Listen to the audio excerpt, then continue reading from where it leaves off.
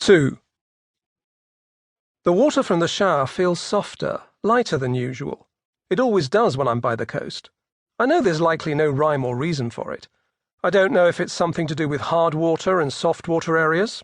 I don't even know whether I live in a hard water or a soft water area anyway. Water's just water, surely. It's probably all in my mind. But it's got to be said, showers feel better in Herne Bay than they do in East Grinstead. As a matter of fact, most things feel better in Herne Bay than they do in East Grinstead.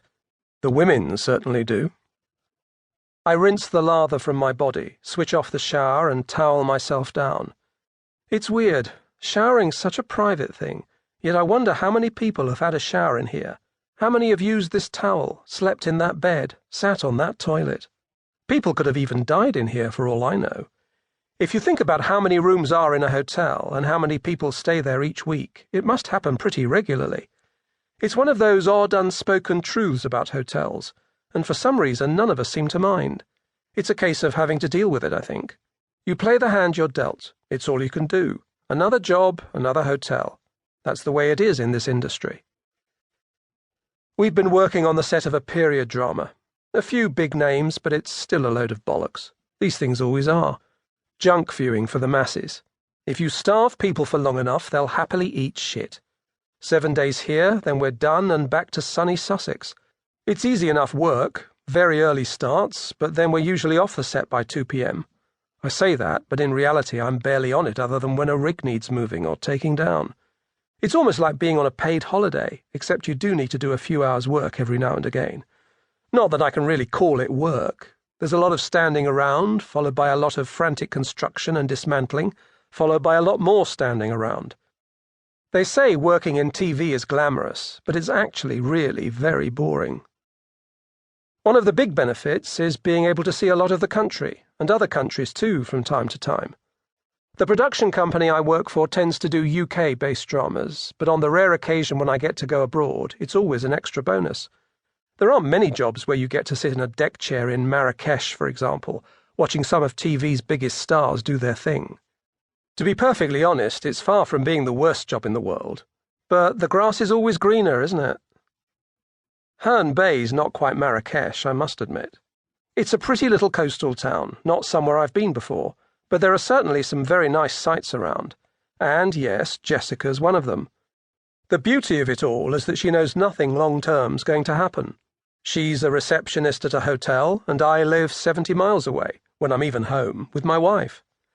OK, so she doesn't know about that last bit, but why should she? It'd do no one any good to start rocking the boat now. It's not an act of deception. Not really. Lisa knows I'm an independent sort of person. She knows I've got history, and that it's no use trying to put shackles on me, because then I fight harder. I'm not the perfect husband, but who is? We've all got our faults and our weaknesses. Mine is other women. It could certainly be much worse.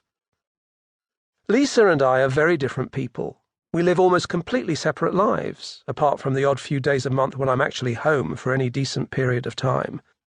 She's always been into physical jobs too, from farm work to delivery driving.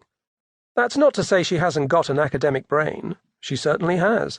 But she gets far more pleasure out of physical work, which I can appreciate. It's one of the only similarities we have, apart from the unspoken truth that we're never going to have kids. It's never something that's been mentioned, but we both know the other doesn't want them, and we're both fine with that. I guess deep down we're both free spirits trapped in the same rat race and faceless world as everyone else. These are the sorts of things that tend to go through my mind while I take a shower.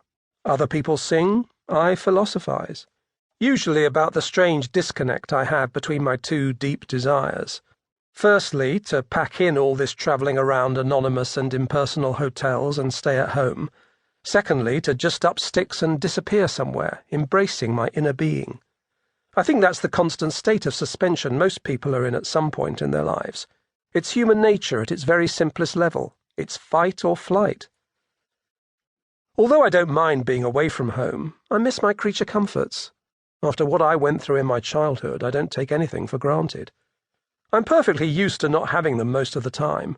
I went for years with nothing but my own company.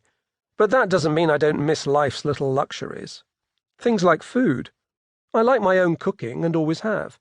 I wouldn't say I'm fussy about food, but I know what I like.